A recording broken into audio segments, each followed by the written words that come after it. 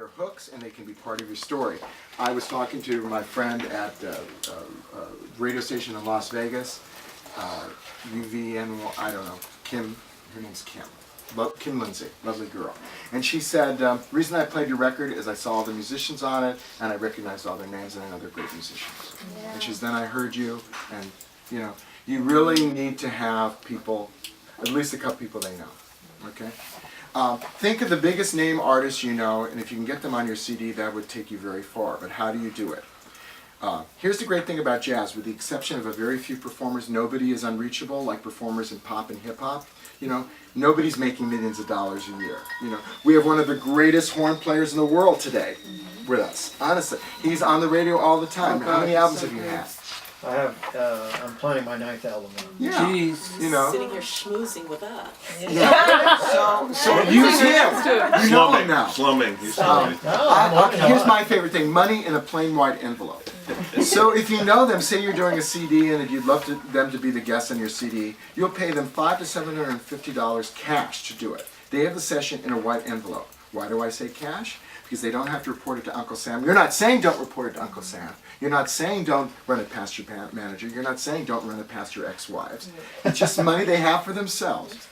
And it's worked. I've gotten Joe Sample, David Benoit, Diane Reeves, Boney James. This is in my Smooth Jazz CD. We'd love them to be Cheryl Benteen. Hand them a CD with one song on it.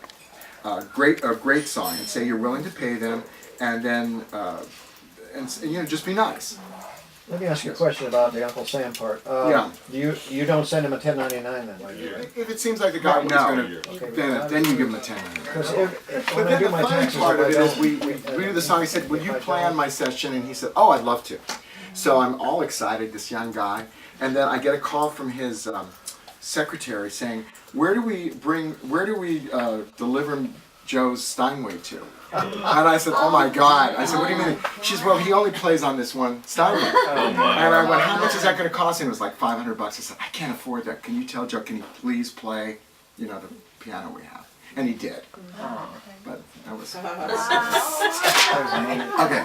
So the timeline of making a CD: come up with the songs, the best songs you can, get the arrangements done, try out the arrangements, book the studio. You schedule a rehearsal with your real musicians on one day and go through the arrangements. Then book, hopefully, the next 2 days to do the instrumental tracking, and you can do 5 or 6 songs in 6 to 7 hours. You've got 90% of the instrumental tracks recorded well in 2 days. You're ahead of the game. You must do everything to have this happen. That's really a good thing to do. Okay? It's not cost or time efficient to do 2 songs with a group one time or 1 song at a time. If you have 2 different trios like I did on my last couple of CDs, you do one trio on one day and the other trio on the next day. Jazz is a lovely thing. The more organic and real it is, the better. Just be sure to have everything baffled so there's as little sound leakage as possible. Nolan's studio has separate rooms for the drums, separate rooms for the vocals, separate rooms for the bass, which is great.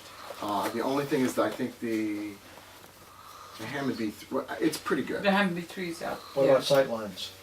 Yeah, and you can see everybody because it's windows, and same thing with Entourage. You can see everybody, and you can set it up where you can see everybody. That's a really important thing. Oh, yeah. Okay, I'm going to move on because I think we're the most important. Okay, the most important thing for the singer. Okay, I talked about testing the mics. Here's the most important thing for the singer, and nobody tells you this, so I'm telling you this. Get a great headphone mix. Does everybody know about this? No. Okay. I didn't know this because I used to record with this crazy guy. I did my first record with this guy who had his own home studio, and he just abused me, And I'd say, "Can I have a little bit more vocal?" And he'd go, "No." And I was young and stupid, and I'd go, "Okay." Yeah, you've been there. And honestly, what he do now, I was literally 30 when, no, I don't know, 24. I'd say, there's too much bass in my vocal, and he'd take a tape, and throw it at me. This is how far I've come. Can you imagine me putting up with that now? But we did a good record. We did a good record. But so what it means is when you when you're doing this, even the scratch vocal, but definitely when you're doing your vocals, you spend a minute where you go, okay, I want, can we work on, I want more bass here, and it's all what you want, what makes you sing better, what you like, and everybody's different. So, but it has to be what you like. It can't be the engineer saying, oh, that sounds fine.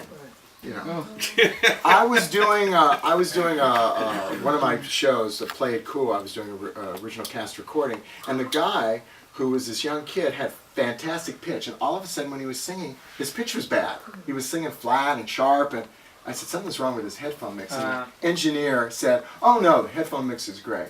And so I let it go for a little while. And he was still singing sharp and flat, and I went, "No, something's wrong." So I went out there, put on his headphone mix, and it was like an acid trip. It was like swirling, and I said, "How could you sing to this?" He said, "Well, the guy kept saying it was good." So don't move an inch until you're really happy with the way everything sounds, the way your voice sounds. I like to take one headphone off when I sing, so I get my real voice. Because sometimes you hear yourself, and it's so loud and fabulous, and Yeah, you me start too, losing your yeah. pitch. Yeah. So Yeah, I take was gonna one. say that I always leave one headphone off because you can I lose my pitch too with the two headphones on. Yeah. That's an important. Yeah. Don't accept a lousy headphone mix. Okay, what does a record producer do? What do you think?